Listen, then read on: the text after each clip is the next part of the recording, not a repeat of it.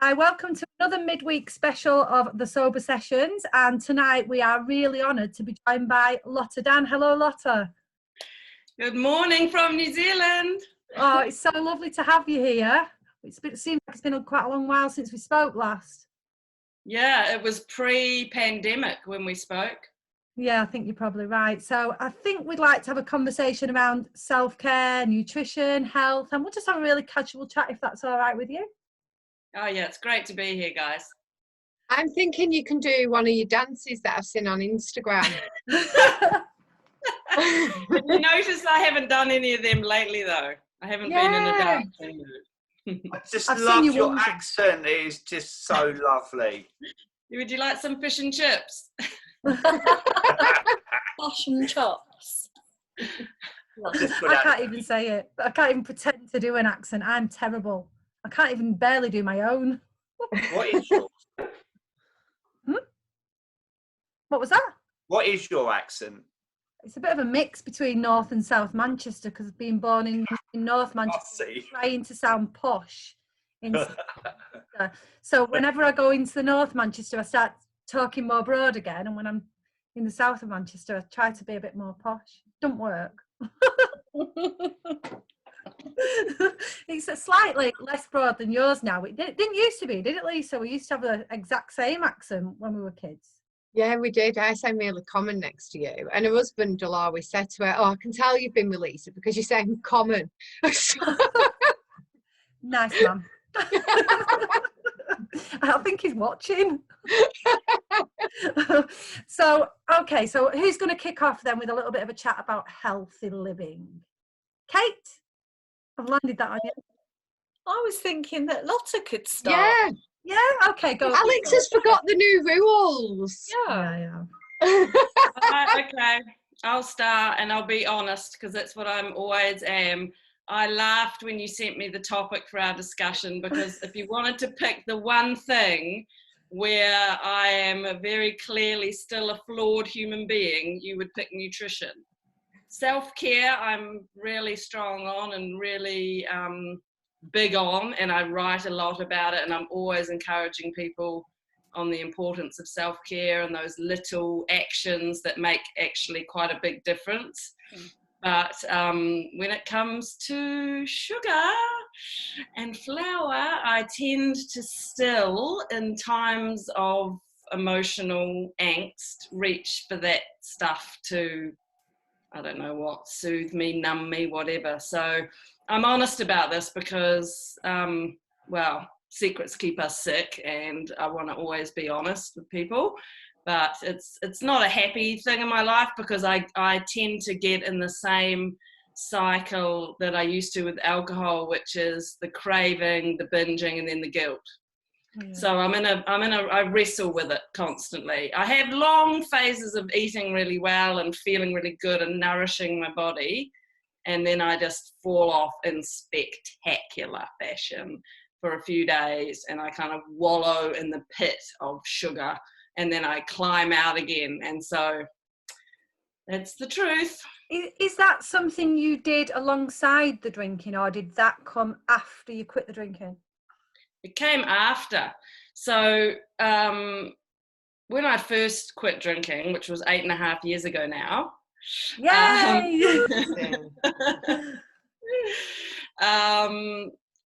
I just turned to sugar like a lot of people do. And we often say, on the website that I run, Living Sober, the community, don't worry about what you're eating right now, just concentrate on the booze.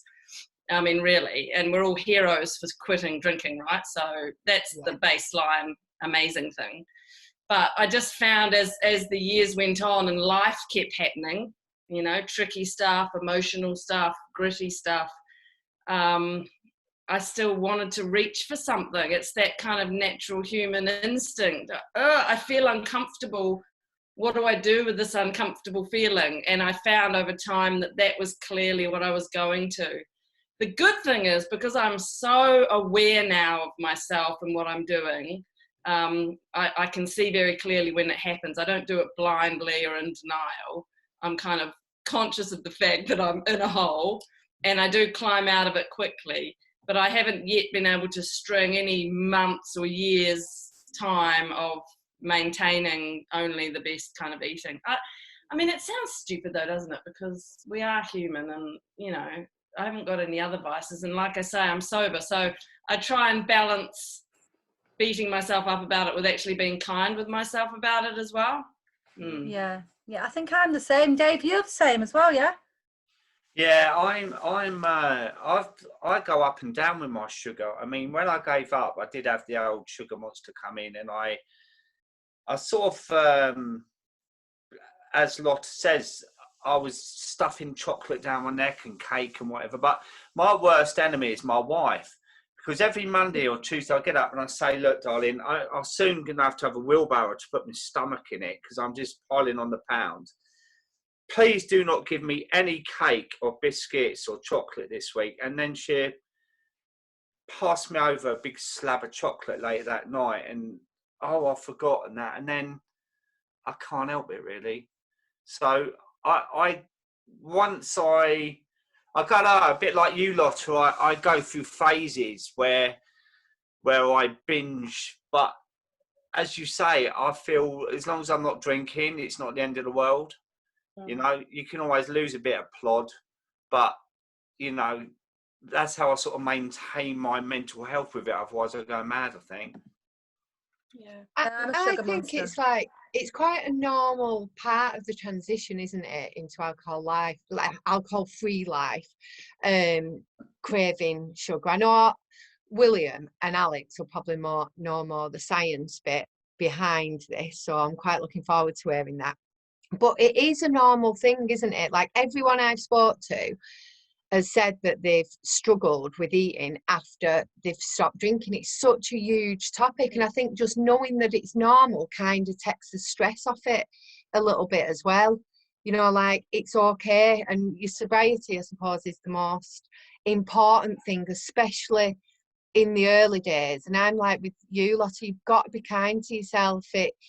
I think one of the secrets is to find something that feels luxurious, because it's like you said, Lotta, it's that sort of comfort. It's comfort stroke numb, isn't it? Sometimes it's numb, sometimes it's comfort. And I really think that, I believe that, you know, a bit of that is fine.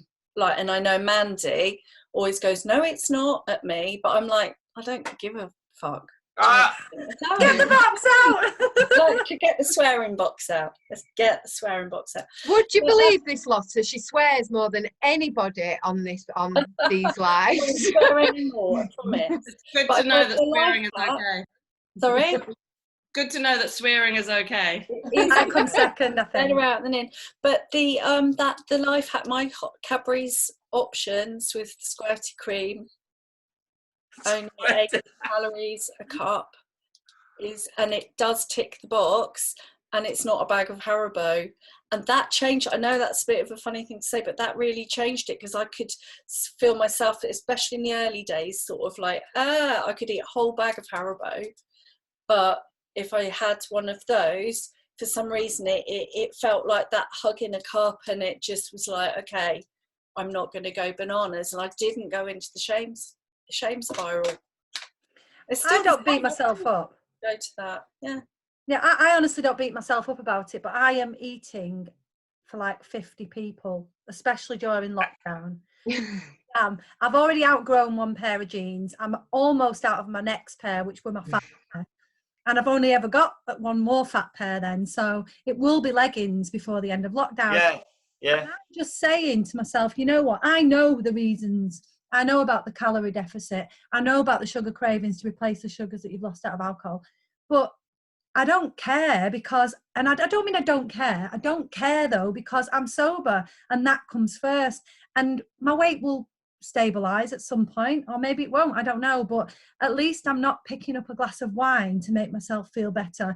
I'd rather eat a big bag of chocolate buttons and half a bag of Haribo and have the hot chocolate and everything else and the cakes, and I am eating all that, and I'd rather do that and know that I'm not going to reach for one sip. I mean, I honestly believe I'm past that. I don't think there's any risk of me picking up an alcoholic drink anyway, but I do enjoy being a bit naughty, if I'm honest, and you know, I exercise. I do a lot of exercise, so I'm healthy. Is it good? I don't know. Go on, William. It's your turn. You've got to see you. Yeah, I don't know. I kind of, do you know, I do eat sweet stuff, but I don't eat a huge amount of it. But I think my problem is, whereas most people get hungry and eat until they're full, I just eat until I physically can't move. I just keep eating. And Are you a binge eater? No, not like a binge, as in I don't starve myself for ages, but I can quite happily eat all evening without stopping. But the one thing that's kind of curtailed it for me, because I kind of agree, if you're, you know, I'm not drinking, I take exercise, I'm not particularly bothered about it. But the one thing I did notice is I was tired quite a lot, and I started trying to not eat loads in the evening. And with my Fitbit as well, because it tracks your sleep, when I don't eat loads in the evening, I sleep a lot better. And when your body's digesting, I can't remember, it's like something like 14 foot of intestine the food's got to go through, and it's muscles squeezing it through. And as it digests, it makes loads of heat. So if you eat a lot and then go to sleep, there's all this internal movement and heat being generated, and it ruins your sleep.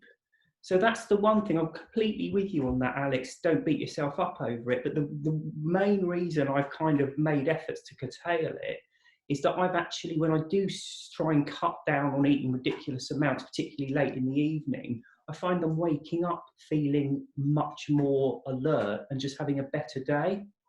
So no wonder I'm a big sweaty ball. Listen, good night. It's almost like with alcohol, it's kind of like starting to link things together, where it's not just the immediate effect of it. It does have sort of other implications, which kind of, do you know what I mean? It kind of makes me more inclined to think, actually, you know what, I'm not going to just sit in front of the TV all evening eating God knows what. I will stop, because then you get a better night's sleep and feel better for it the next day. See, I was never able to do that with the alcohol, though. Use the hangover as a way to convince myself not to drink. I could never do that. I knew that I'd wake up feeling rubbish, but I'd still have that second bottle of wine. So for me, I don't, you know. And the problem is with food, right? So my solution with the alcohol was, I'm completely at a loss here. I'm in a hole with the booze, and it's bad. I'm going to take it out of my life, and I'm going to learn how to be a happy non-drinker. That was my thing, right? I'm going to make the huge, scary, terrifying plunge to remove alcohol completely and learn how to live without it. And that's what I did. And along the way, I discovered how amazing it is, and that we've all been fed a bunch of lies about booze, right? You can't do that with food. So you're in a constant push-pull about, you know, but I think, you know, we're all saying the same thing. You've got to be kind to yourself. You've got to not beat yourself up. You've got to acknowledge that you're human, and you've got to just try your best and do what works for you. And as long as we're not drinking, we're bloody heroes. And William, here. Saying, you know, what other things that you do to, because what we're talking about, really, what we were starting to talk about is positive ways of self-soothing rather than maladaptive ways, right? So what other strategies have you found in the whole self-care toolkit kind of thing that actually work for you, you know? Yeah. So, I mean, it sounds like nothing and it sounds cheesy, but it literally is all the cliched things. So for me, a big trigger for relaxation at 5 p.m. is putting on comfy pants. It's a physical soothing technique, which really works for me. I mean, I literally put on my ugliest, and I have some ugly comfy pants that would never go out of the house, but I put them on at 5, and it just sends me that little message. You've had a big day, you need some relief, this is your comfort. And then maybe I'll make myself a nice drink of fizzy water. I don't know, maybe I'll light a scented candle or a stick of incense. Yes, I do that. And again, it's that little action. It's not so much the candle or the incense, it's the message it's sending yourself when you do it, which is, I'm doing something to make myself feel better. That's almost the power of the action, rather than the smell of the incense, which is great, or the feel of the pants. It's knowing in your mind that you're doing this as a self-care action. So, I mean, it, again, sounds cheesy, but I often say to myself, what does Lotta need right now? What does Lotta need right now? And in the midst of a busy house, in a pandemic lockdown and 2 part-time jobs and all this noise, that simple, you know, what do I need right now? And this, even that is like so touching and lovely. And you know, this is what we lose sight of when we're boozing, because we're just all noise and distraction, and there's never any of that checking in.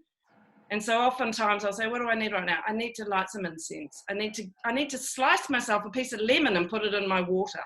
I mean, what is that? Nothing, but something, because it's for me, you know. And that's what I think self-care is.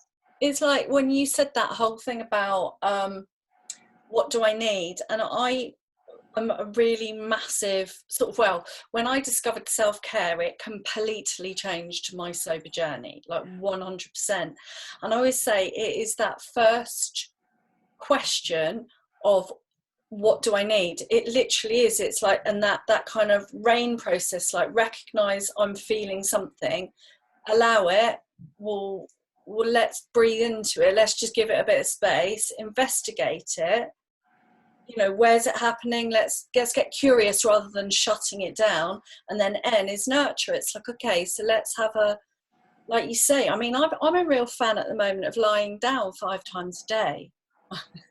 Awesome. Anyway, I realise as I'm reading, it's actually nervous system regulation. I'm not just being a lazy cow. I want to admit that I've been napping. Have you? I mean, and who? But it is, isn't it? It's like, well, what do I need? It's like that very first question that informs all other actions. And it's like, but we're not taught to do that. We're not encouraged. We're encouraged to shut it up. I think especially when you're a parent as well, you always look for what everyone else needs. Yes. You know, what do they need? What do they want? And, you know, this week I phoned Lisa up and I was like, Lisa, they're driving me mad. I'm constantly homeschooling somebody, wiping somebody's backside. Not my husband, by the way, he is 4. Or I'm cooking dinner for somebody, or I'm getting somebody extra pizza, or I'm constantly running around doing something. And Lisa said, go and run yourself a bubble bath. And I was like, I'm going to do that. I'm actually going to do that. And I did. And then I've been like cuddling up on the sofa with my little one just for half an hour every afternoon, watching something. And it's not for him. It's me just have a little sit down and oh my God, thank God I'm still here, you know. So I think you're right. If you can pick out what you need at that very moment and respond to it in an appropriate way, it does take away some of the automatic kind of actions that you do, like opening the fridge and checking what's in there, or reaching for a drink, or, you know, the things you've been doing that you're programmed to do automatically. You can actually just stop and you know what's funny was that when I was drinking, I would always stay up till really late and then would go to bed, and it'd be so that I could open my 5th bottle of wine or whatever I was drinking. But now, Lotta, you don't know, but we've got triplets, and they're like circus monkeys that literally fly all over the house, smashing everything up. And the best bit of self-care for me, and I reciprocate with her, is it'd be about 6 and she might say to me, do you want to go upstairs now? And it's like, oh my God, I put on my sober day pants. I go straight up. We've got a lovely attic room. It's like a Mr. and Mrs. Smith retreat. Big telly on the wall, Bluetooth surrounds. I get into bed with my little chihuahua. Not that she sleeps with me. And I put on a film and I'm in absolute heaven. Yeah, so I know what you're saying about when you say, what does Lotta mean? It's like, I couldn't be happy now. But before, I would be worrying about, well, I'm not going up now because I can't have a drink. You know, it was always around drink. And then I'd fall asleep on the sofa and wake up at 3 a.m, feeling like hell, check my phone and there's 10 messages.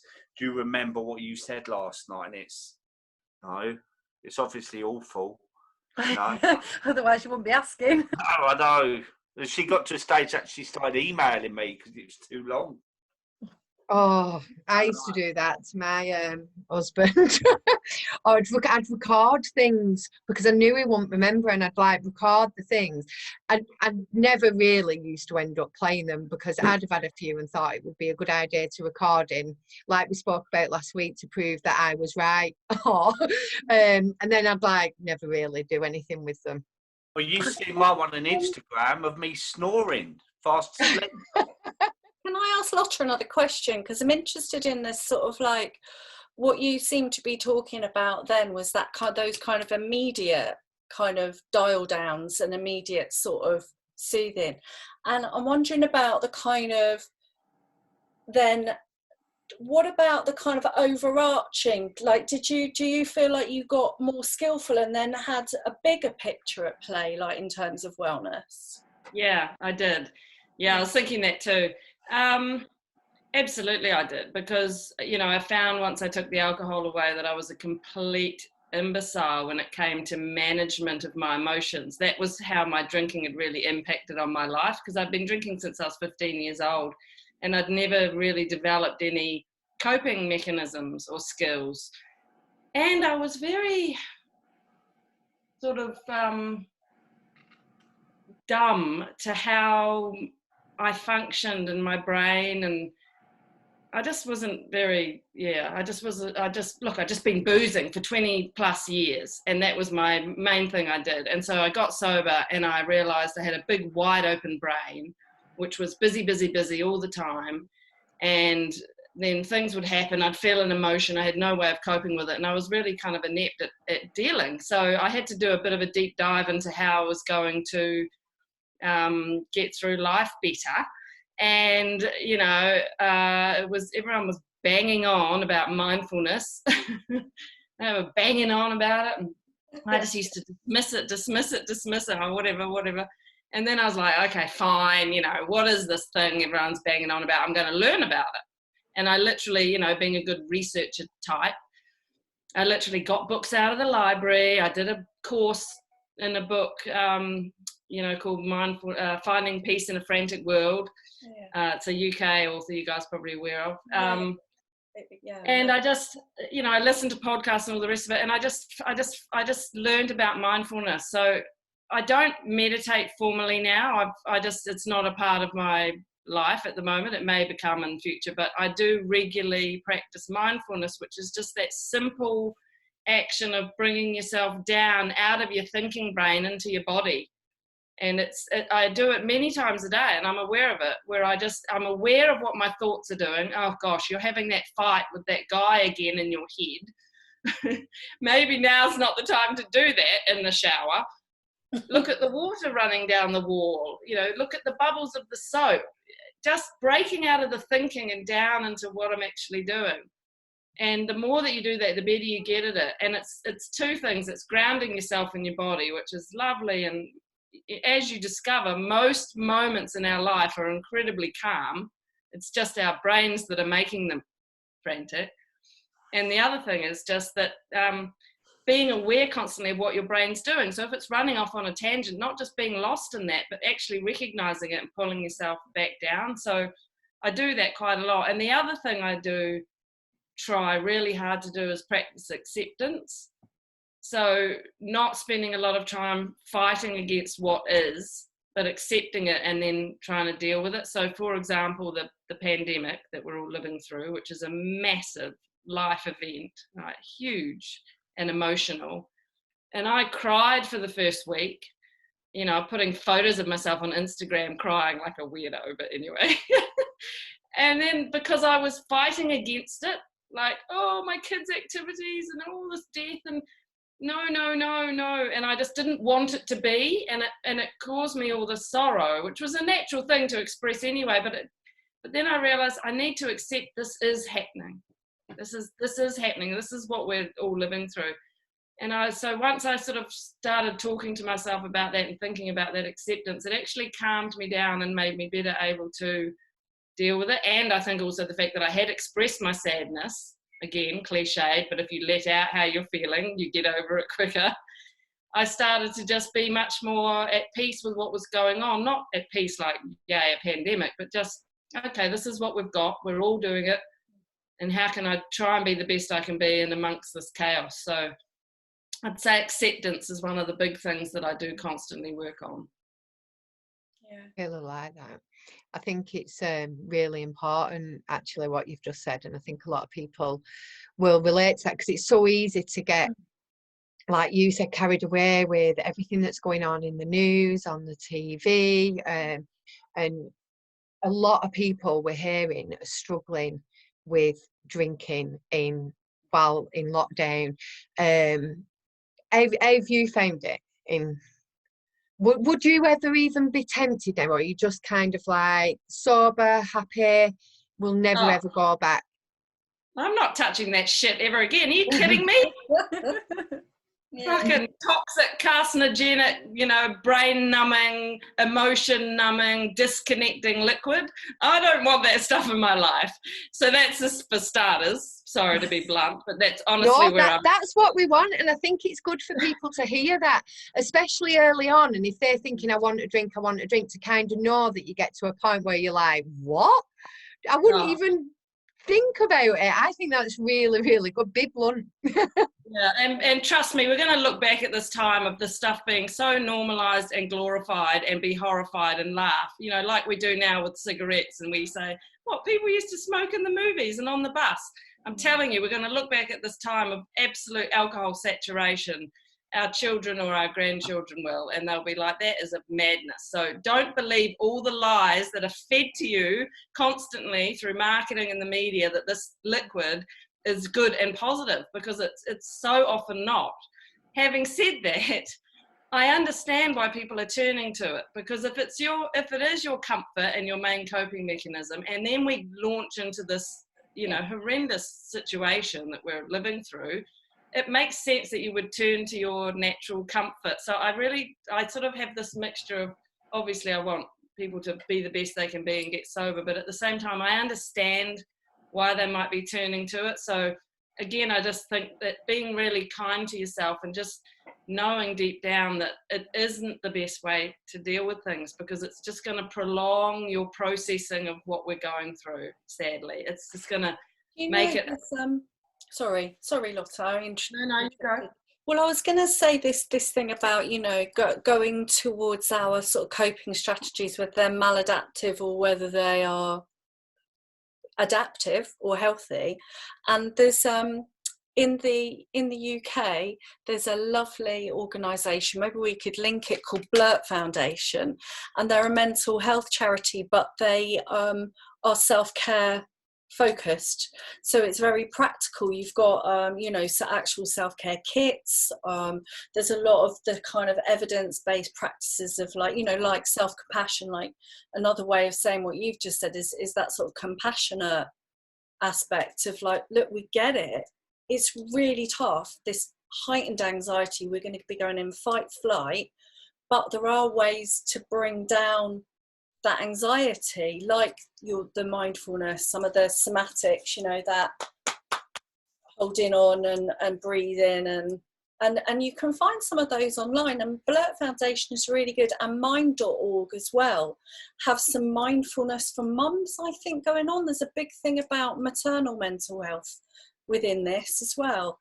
So, you know, I always sort of feel like the kind of the self-care thing that can kind of veer off into, you know, don't get me on my science of happiness with the gratitude and mindfulness and all practices. They all work, but they sound lofty, don't they? But if you put it through a mental health lens, it's like everyone's kind of saying the same thing. You know, it's what are those practices that are going to stop, you know, the fight, flight, and the you know, the automatic response to go to that behaviour. What's going to give you that pause to calm your nervous system, and then put in a good habit that's going to not make you feel shit the next day and make you worse. And, you know, so I think that's that element of self-care, which is just, it's not fluffy, like it's been given that name of fluffy and crystal loving and navel gazing, but actually I think it's kind of about self-leadership. I think it's badass to know how to care for yourself, right? I think you're right there. In different ways. Sorry, Lisa, go on. It can come in different ways, self-care, can't it? I think, like what you're saying is, we see it as this fluffy, let's write our gratitudes every day, which does work, like you said, but it can come in things like, for me, blitzing and tidying my house. I love it. Like, once I've tidied up and I feel, honestly, I feel inside amazing when I've got fresh bedding on and my house is clean. So for me, that is also a form of self-care. Yeah. I'm really interested to see kind of William's take on this. Like, do you still run, William? Yes, but I've got a bit of an injury at the moment, so I'm not at the moment. It's a bit irritating. Oh, because that's kind of a self-care tool as well, isn't it? If you enjoy going out for a run, I suppose it's not all about candles and. When I gave up last year, a friend of mine, he said about doing the London to Paris bike ride, and I was like 2 stone heavier than probably about a stone heavier than what I am now. But yeah, I trained for it, and I used to get up at 6 every morning, and my bike was on a turbo trainer. And I'd do an hour every morning, and that really set me up for the day because I felt really good. And it also controlled my sugar as well, because I felt that because I've done so much exercise, I didn't want to shove Mars bars in my neck, you know. And like you, William, I've got an injury on my Achilles. I've had it for 5 months now, and it's really inhibiting me now, which is getting me down. But exercise is such, because you run, Lisa, don't you? You do a lot of running. Alex is more of the runner. I download the Coach to 5K, get to about week 6, and then don't run so much. But I do a lot of walking. Like, you do a lot of walking with Jeffrey, don't you? Yeah, I walk the dog a lot. I've just bought a bike. I'm like, literally. She loves a bike. I love my bike. I've just discovered. Oh, I actually love my bike. So I'm really excited about it.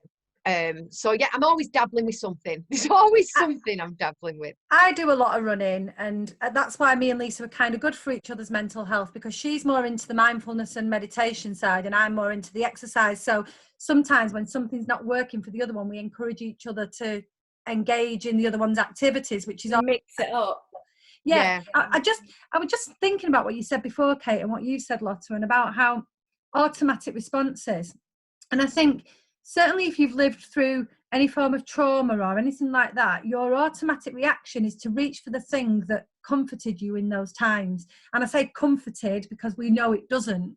But at that point in your life, alcohol made you feel like you were coping with a bad situation. And I'm not saying it did.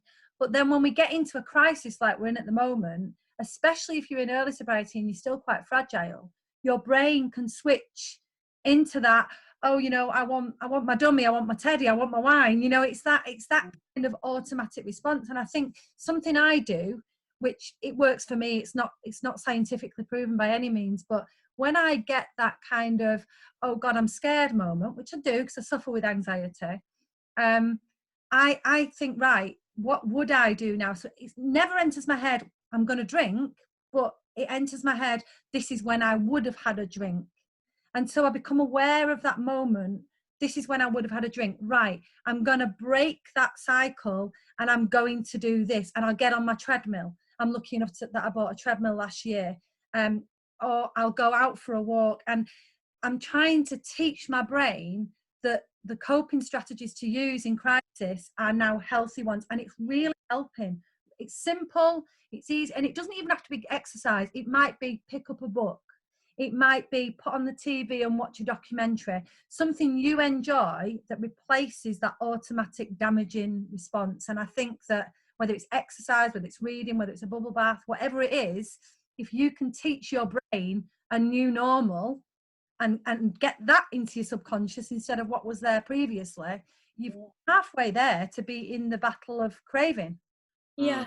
And you know, like one thing that Mandy and I are always banging on about, and we do with our, you know, in our program, is looking out for the bright spots, because they're actual biochemical matches. So we were like looking at, you know, that whole thing about alcohol being a dirty drug and hitting all of those neurotransmitters. So you might be low on dopamine. So something like running or HIIT is going to be bang, might get a dopamine hit off that. But for some, like if you're anxious and you need that kind of grounding, then you might be like doing some of the somatic or the yoga or the lying down on the ground. I mean, that's why I do it, because it makes me feel ground. It like literally stops the anxiety, because I'm flat on the ground. I've been held by my carpet. I want to do that like right now. Oh, me too. I love it. No, I'm like, I'm looking at the floor, Lying like down I is really want to standing lay up. on it. It's just amazing. We'll all be just like lying down in the What? road and all sorts, causing health hazards. I know. And but yeah, those, you know, and I think it can be that sort of mixture. I don't know, because I love the fact that you wrote that, you know, going without, and then Mrs. D is going within. And I think that some of these practices, like learning, it's about learning how you work, and some things can be external and some things are internal. Yeah, and what works for me might not work for you. Yeah. So what would be your, like, your you know, like your bespoke Lotta Dann, like what does yours look like, you know? For how to look after myself. Yeah, like what's your menu? What's your recipe? Oh, I like that. What's your menu? I mean, I've mentioned a couple of them. I walk the dog. I'm not very good at exercise. I'm quite lazy.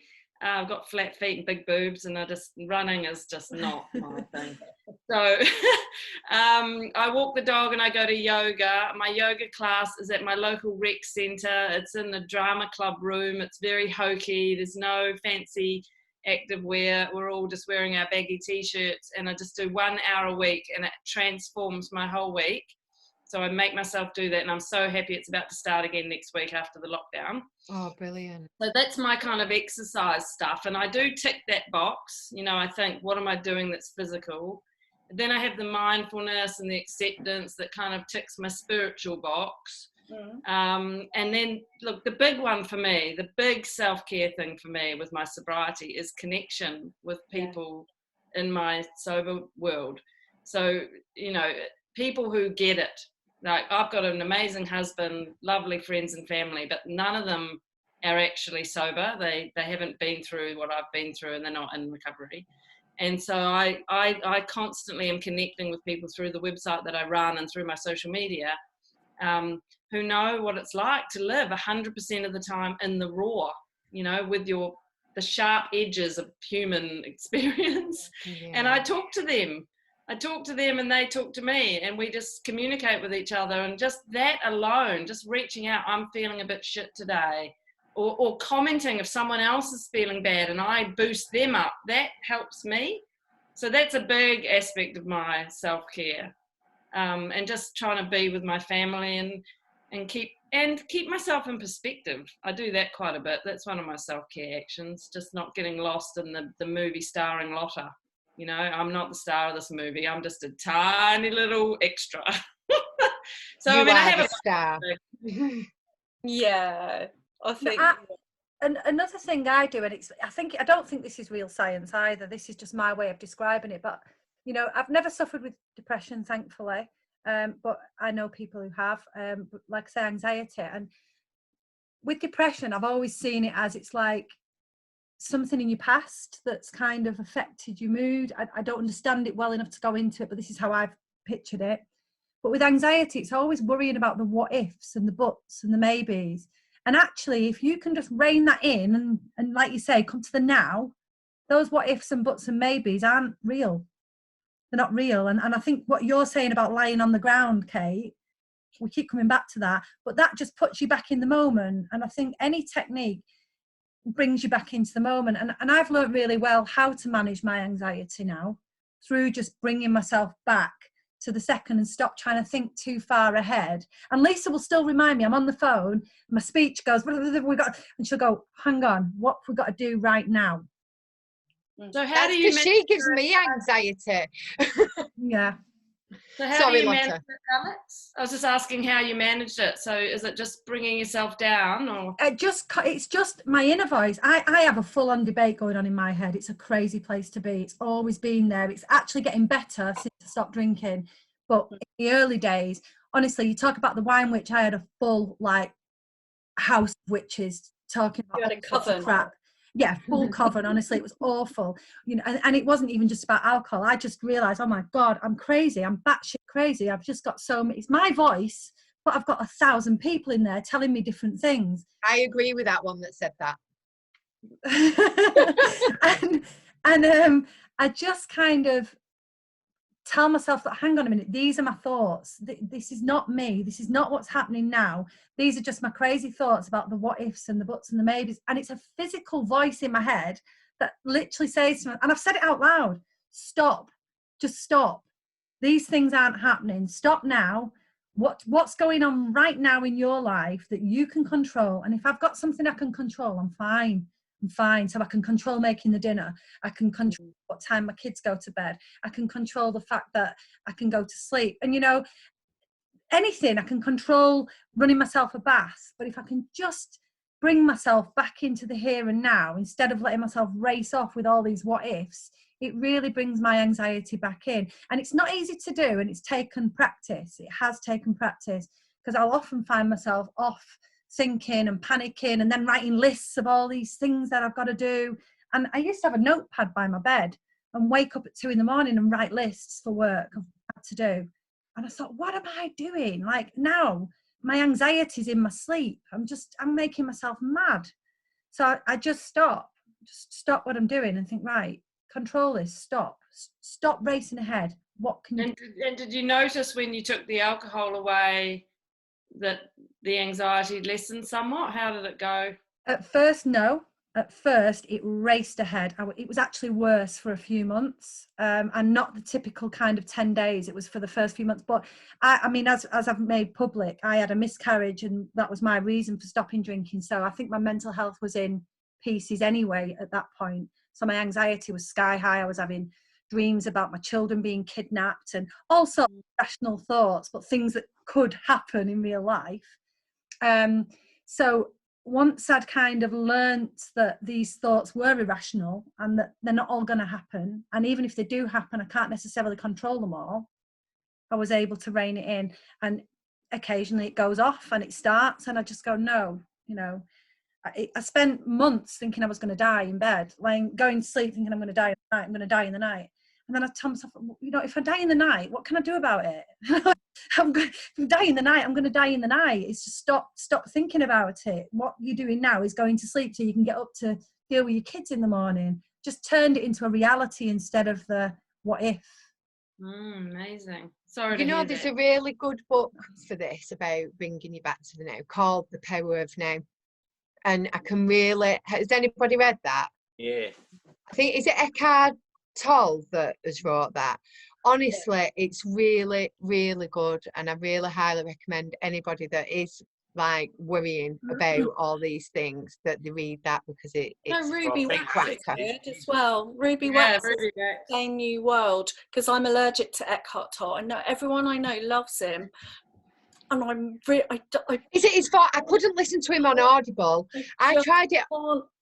I know what you mean. I do get it, but I can't listen to him. And I tried watching him on YouTube, and his voice is really drawny, isn't it? It's quite difficult. You're going to start hating on him now. You've started going, he's really good to know. By the No, end he is. The like, book is really good. My mum recommended the book to me, and I think, honestly, it is a really, really good book to bring you back to the power of now. But I think also it's good to recognise that you've got to find the person that you kind of fit with, and if everyone loves someone and you don't, that's not a failing. It's just they're not your person. Like, I really love Tara Brach. I don't know if you guys have heard of her. She changed my life. Oh, I mean, that's what I go to. If I'm really stuck, I literally am like, I need Tara, and I'll start listening to her talks in bed at night, and she just helps me really get grounded and put things in perspective. She's amazing, but not everyone loves her. So that reign of self-compassion that we would, sort of reference at the beginning, and I remember, like, so my journey with self-care was like, it started, so I did a year sober, and it was all about the mindset. It was all about the mindset. It was all about the fight. And then I went back, and it was discovering Beck Sweller, Sexy Sobriety. Her program was all about self-care. So that was like, bing. And so it started as an outside thing with Sober Treats. and gradually got deeper and deeper and deeper. And I remember then sort of getting derailed once again. And then the last time that the last time I drank, and I woke up with such a lot of self-hatred in the morning, someone had mentioned Tara Bracken. They said, oh, you must listen to her. And I remember just being on the beach with my family, feeling like a ghost. I'd been up in London, it's a long story, blah, blah, blah, blah, blah. And I was just panic attacks, sweating, like I just felt so rubbish. And I listened to that lecture on YouTube, and for some reason, it was the first time I was able to do the nurture. I usually went, oh, I know what I'm feeling, right, let's crack on. I'd never witnessed my suffering and gone to the dark place somehow alongside myself, and then offered myself that compassion. I'd never gone, it's all right, sweetheart. It's okay, sweetheart, right? It's all right. And at that moment, it's like, I jumped up and I went, I've got it. I said to my husband, I was like, when I drink, it causes a disconnect in me. And the shame is so profound, I can't even find myself for a week, right? And he went, oh my God. And like my husband's really blokey. He was like, that's it. That's exactly it. And I was like, oh my God. And that was the last time.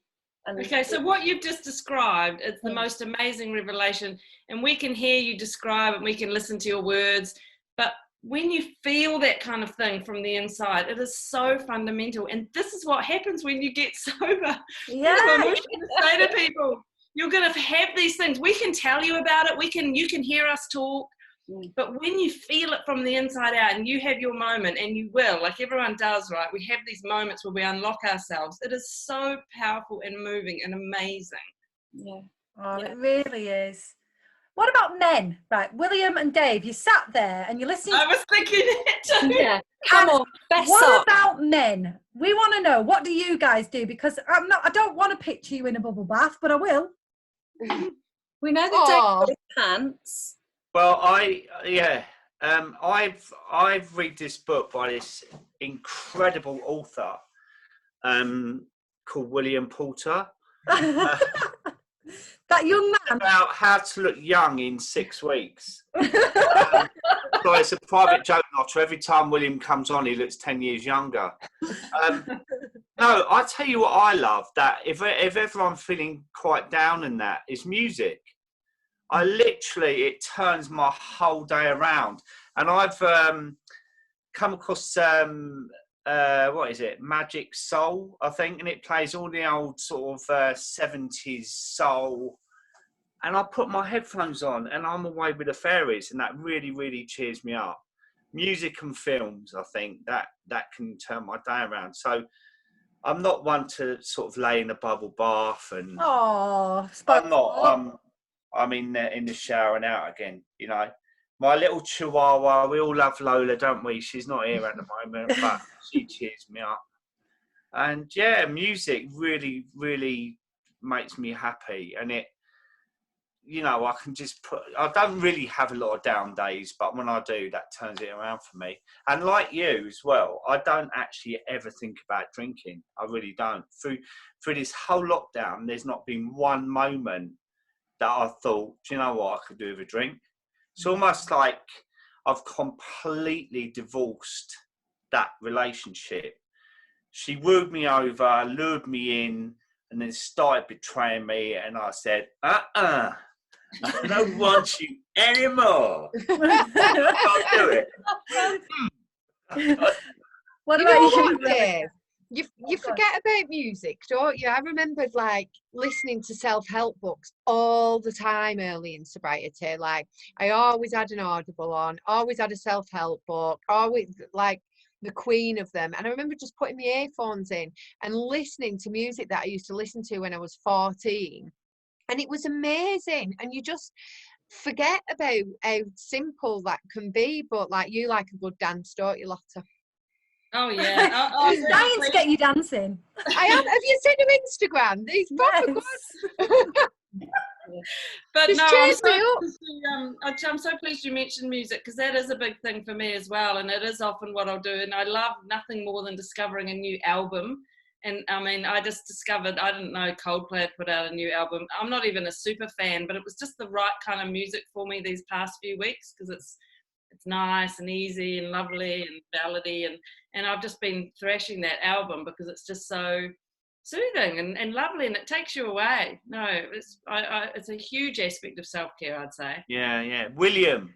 Before you go on to William, can I just have Oh, poor sorry, William. Oh, look at him sitting I'm there. sorry, I just want to say something about music, because today, not that I've not discovered this previously, but I just want to give a little shout out to our friend Lucy Spraggan, because she was a drinker when she started recording music, and she's now, let me get this right, I think she's coming up for 11 months sober.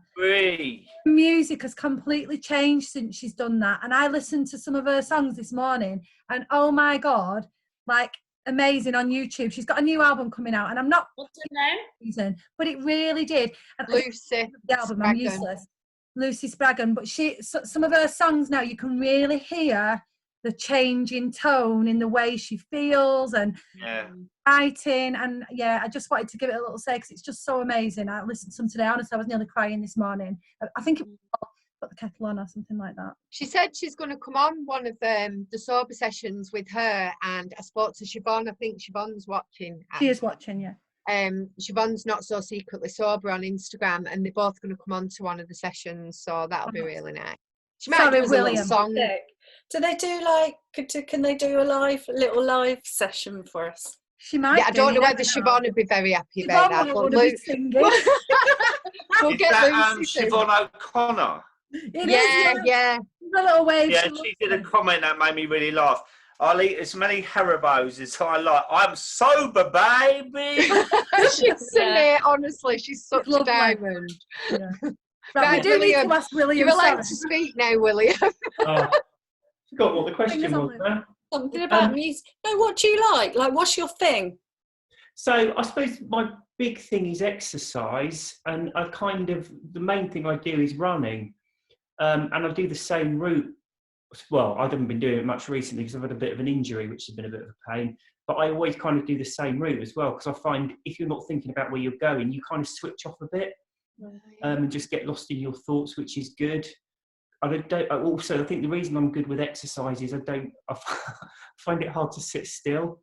I kind of there's always, especially with lockdown, because obviously having the boys at home, the house is a state, and I like things to be tidy and ordered.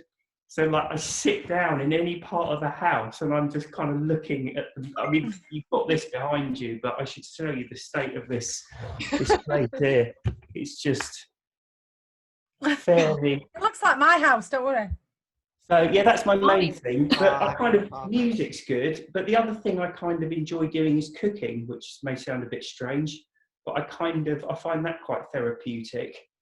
But the other thing I have been doing, which ties it all together, is just picking a room or the garden and just tidying it or doing some gardening, because it's kind of a good mix of physical, getting the mess cleared up, and I don't know, I find tidying things quite cathartic for some strange reason. I don't know, But you know what we're all talking about is something to switch off the brain, isn't it? We keep going back to that, the voices, whether it's the inner critic or the wine witch or the coven, or it's whatever your thing is that allows you to feel absorbed and to give yourself a mental break, because so many of us drank to shut that voice up.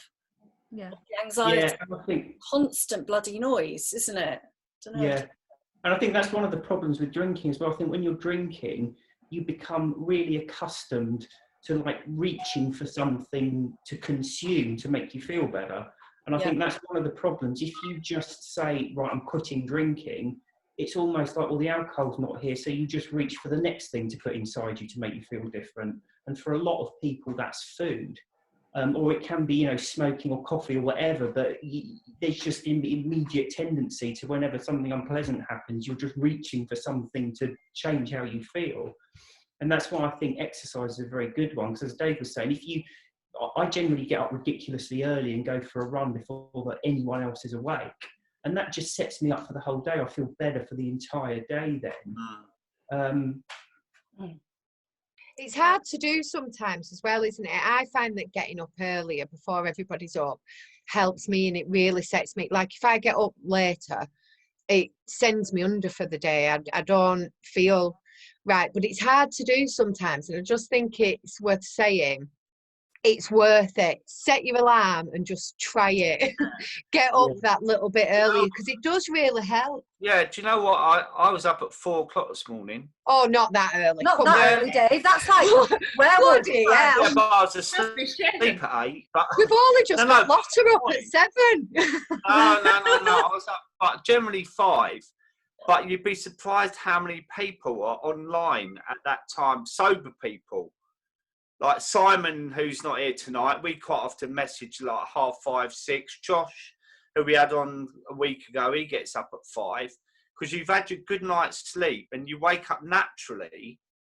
And I just get up. I'm not really one for lolloping about, but because of the kids, that gives me 2 or 3 hours that I can have my headspace as well. And I might listen to a podcast, or I try not to watch the news anymore. But, you know, that's why I catch up my emails, and that's like golden time for me. So when we're talking about self-care, that 5 to 8 in the morning is so precious for me. Yeah. But that's the other thing, though, about the self-care, you know, not being fluffy, because actually it's about sort of boundaries and routines, isn't it? And the overwhelm and manage, you know, you mentioned not the news, and it's like a bit of gatekeeping. Yeah. Well, if you're anxious, I always thought, because I really will get so obsessive if I watch something on the news and it's very disturbing. I can't get rid of it. I literally can't. So I have a thing with my husband where I'm like, tell me, I like a need to know basis. I figure that if anything's really important, someone's going to tell me. I'm like that, Kate. I'm exactly the same. And that's a real gatekeeping. That's a boundary, a mental health boundary, isn't it? Yeah. And those routines of like, okay, if I get up and I do, I don't know, lie down on the floor. I get up out of bed and I go and lie on the floor. That's the first thing I do. I bet you used to do a lot of that when you was drinking as well. Yeah. But yeah, and it's just those simple routines, isn't it? That, you know, the other thing that I find with it as well is that it is like a constant inquiry as well, because it's like sometimes I'm like I said to Mandy the other week, I was like, I'm feeling really crap.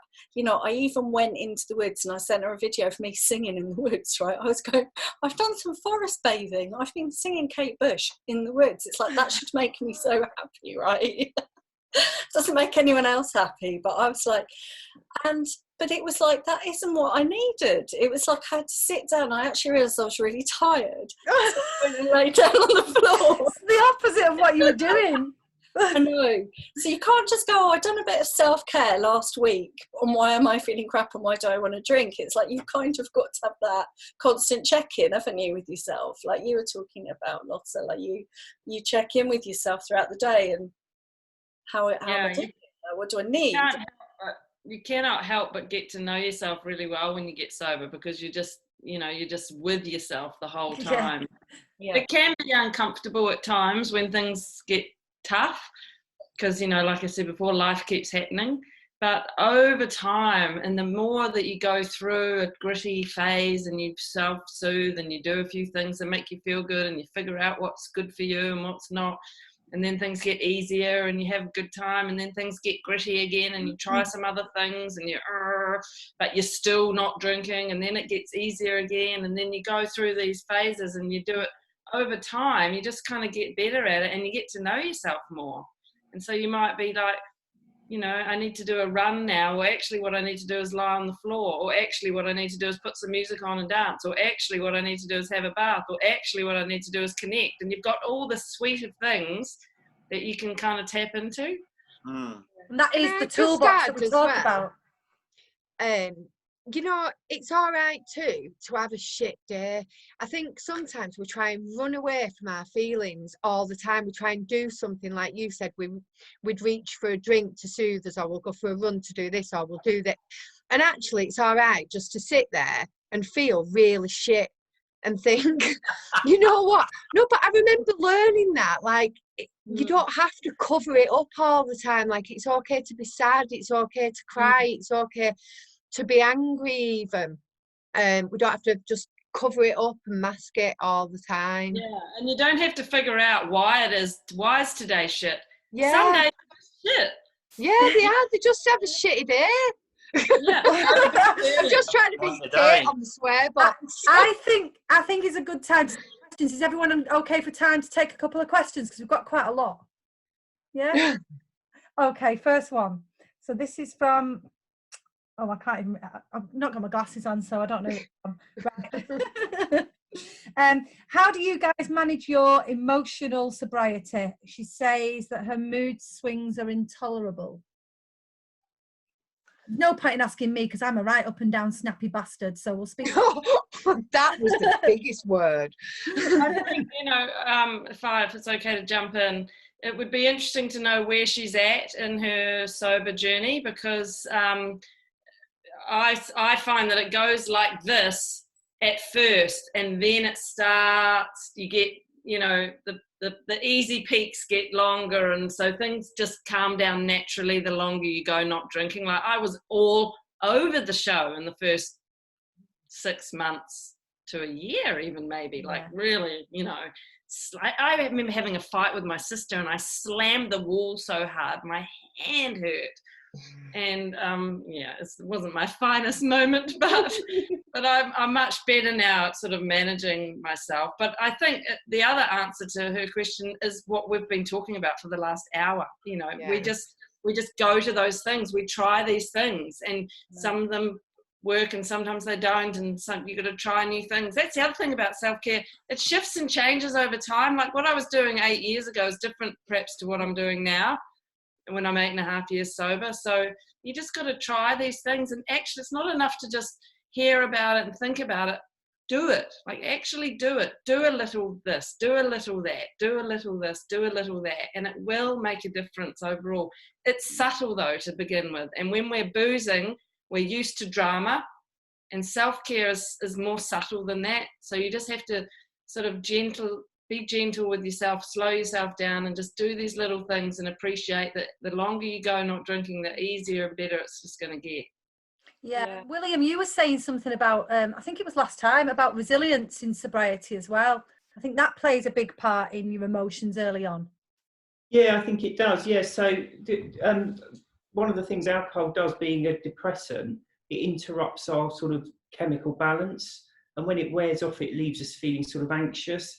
And it's always very difficult to explain to people. I mean, we sort of refer to it as anxiety, but it's a bit more to it than that. It's more like just losing that mental resilience.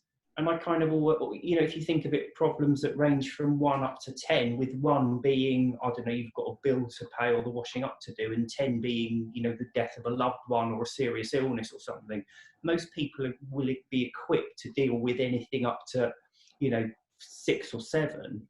But when you're drinking, it kind of wears down. So like anything over like 2, 3 or 4 just become hard work and effort, and you just can't deal with things. And it does take a bit of time to come back. And again, I've mentioned it a lot of times, how alcohol affects our sleep, but that has a massive impact on how confident and resilient and positive you're feeling. And it takes time after you've quit drinking, 1, for that chemical balance to get back into place so you can start sleeping normally, and then of course to get back into a normal sleeping pattern, and then to start catching up on the lost sleep. Because sleeping it has a massive impact on our mental health, and when you're drinking, you're constantly interrupting that sleeping pattern. So it does take time to get back to your peak, which is where you should be had you never poisoned yourself with alcohol in the first place. But yes, it does take some time to get to that point. Yeah. And Mandy reminded me of something yesterday. I find sayings really help, and or mantras and sayings and stuff. And yesterday I was uploading this the Nakoa thing. That was an amazing thing that you did with Josh, and I wasn't there on that, and I watched some of it, and I found it triggering some of it triggered me, and I found myself suddenly really, really, really upset. And so I texted Mandy, and she said something back to me, which I say to her, and she just said, watch the storm blow in and watch the storm blow out. And that's such, I find that very powerful, because usually I'll be like, right, I've got to fix it. It goes back to what you were saying, Lisa. Oh God, I'm feeling bad, so I need to fix, Band-Aid. And it was like, okay, if I can just stop. And I went, oh, I don't actually have to get involved in it. I'll just work its way out. And that was like a superpower. It's like a revelation to me. So I'd say that with the woo of the emotions, practice, because we're used to, when we're drinkers, we're like, I've got to fix that right now. So we're used to doing something to fix it. So try maybe not doing it. Maybe see if you can watch the storm blow in and storm blow out, and go, oh, I actually feel all right on my own without having to get all involved in it. I don't know if that makes any sense. That really helps. I think it does. Lovely. I'm glad you said that, actually, because we've had a lot of messages from that video that we did with Josh, and quite a few people were actually said that they couldn't sleep afterwards, and it wasn't necessarily in a bad way, but just really thought provoking. So I think that'll be real helpful. Yeah. Okay, next one. So somebody wants to know if sugar cravings will ever die down. Who wants to go with that one? Not me. Because I'm not there yet, so I'm not there yet. Sober on, like, have they gone? me, Lotta and Dave, I think we're out of this one, because we're still feasting away on anything we can get hold of. Yeah, am I right on that? Off and on. Yeah, You know and what? I'm off and on as well, Lotta. Yeah. So you're never going to, don't forget, because it goes back to what Laura was saying, you can't cut food out. So if you start to get hungry, you're going to want to eat something. So I think that's the main point, is if you're talking about sugar cravings, just try and introduce, because don't forget with sugar as well, a lot of the time it's kind of that stodgy food that makes you feel a bit bloated afterwards. But you can get some, don't forget as well, there's refined sugar and there's naturally occurring sugar. So, and it may sound repugnant to say this, but try eating some fruit instead, because it gives you some energy and some boost without leaving you feeling like really bloated and unpleasant afterwards. And as I say, it may sound odd to suggest that, you know, if you're thinking about eating a massive bar of chocolate, to actually reach for an apple or a bit of pineapple or something instead. But if you try it a few times, it does do the job. It takes away the craving because it's something sweet and sort of picks you up a bit. Doesn't leave you massively bloated. It's actually got the vitamins and minerals in it that you need. And don't forget, that's another trigger for hunger. Your body doesn't just trigger hunger when you need calories or energy. It also triggers hunger when you're low on certain vitamins. And if you're eating processed food that doesn't have the vitamins in it, you can get to that horrible stage when you're constantly hungry and constantly eating, and the hunger never really goes away, because what you're craving isn't energy, it's nutrients that your food is missing out on. So it can be quite a quick and easy win for people to just try and, you know, substitute it for something a bit healthier. You can be hungry and full at the same time, can't you? If you've not, I read this in, I can't remember which book it was. I wish I'd be full. No, but you can, and like just what William said, you can be hungry, and if your body hasn't had the right nutrients, but you've ate, like, say, a massive Sunday dinner and then a massive chocolate cake afterwards, and you know that feeling afterwards where you're like, you're really full, but you still want, like, your mouth wants more, doesn't it? But it's also with the sugar, because it's especially maybe if you're in the early days, there's the sugar, the blood sugar levels, but it also hits the dopamine circuits, the reward circuits again, like the alcohol hits all of the neurotransmitters, but the sugar really impacts on the dopamine. So if you're doing other dopamine things like, you know, like the HIIT, like also things like doing goals, like it does have an effect on the dopamine centers. So it's trying to get those matches for yourself. And then there are the bits like the naturally assuring sugars. Like what I try to do is have raisins, and I have a handful of nuts with the raisins, because then that stops the sugar spike. But I've got the I've got the sugar, because I get the sugar dip at about 4 o'clock. And I just, just swapping out things like that, I think. Okay, can we just let Dave get his boy giggles out? Oh, come on. Do you know that I actually had a power cut then and went completely...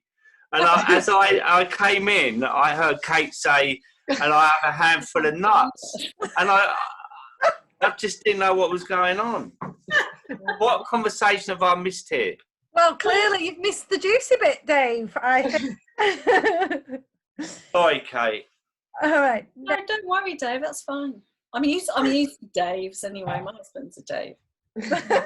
Just to drop in as well, another very quick one that's useful, because especially with lockdown, just bear in mind, so going back to like the basic brain chemistry of stimulants and depressants, stimulants are things that wake you up and sort of make you feel more alert, and when you're exercising, even small amounts of exercise, your body releases stimulants. Stimulants remove your appetite, because going back to what I was saying before, when you're digesting food, the body takes up a huge amount of energy when you're digesting. So how it normally happens is when you sit down and start relaxing, your body starts to go into sort of releasing depressants, and that's also when you get hungry, because your body wants you to eat when you're sat down doing nothing. So especially with lockdown, if you're sat around all day not doing anything, there is a tendency just to keep eating, and that's linked to just being completely sedentary and not doing anything. So a little hint, if you do find you're eating loads, if you get up and just do 20 minutes of exercise, whether you can get out and go for a walk or a run or whatever, or even just do a bit of housework just so you're moving, you quite often find that your appetite just vanishes.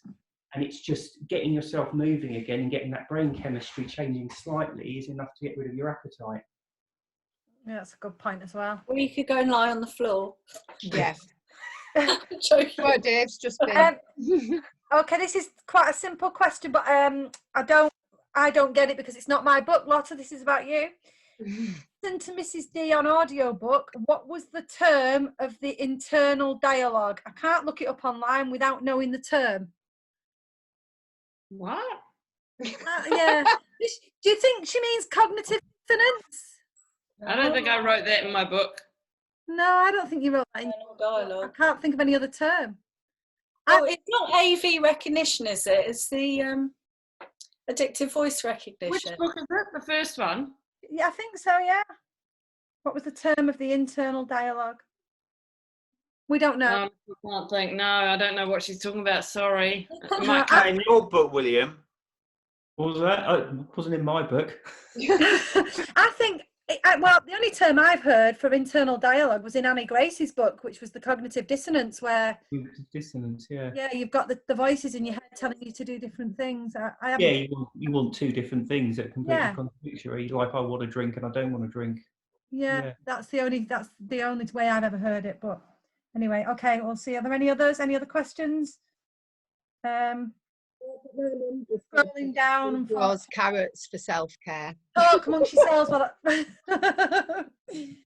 Oh gosh, I don't know if there's any other questions here.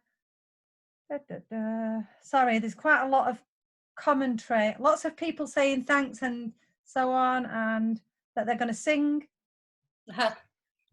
And loved your book, Mrs. D. I only realised recently that I cannot think and walk at the same time. I always thought I walked so I could think, but I actually zone out. It's a wonder I ever get home. There's another. I actually get that. I get that. I appear at home sometimes and think, how did I do that? Yeah. There's no other questions. They're all lovely comments though. So anyone want to add any closing comments before we wrap up? I will. I just want to say that, publicly, that I think you guys are amazing. I think these sober sessions are really, really good and really valuable for people to be able to watch. And just seeing all these happy, smiling faces of people who don't drink alcohol is so powerful, because you know, there's so much shame and stigma attached, and the more that we can bring this stuff out into the open, normalize it, the more people we're going to drag into sobriety, and that's just such a good thing. And I just love the work that you all do. Big fan of everyone, and cheers. Oh, thanks, Lotta. Big That's fan of really you.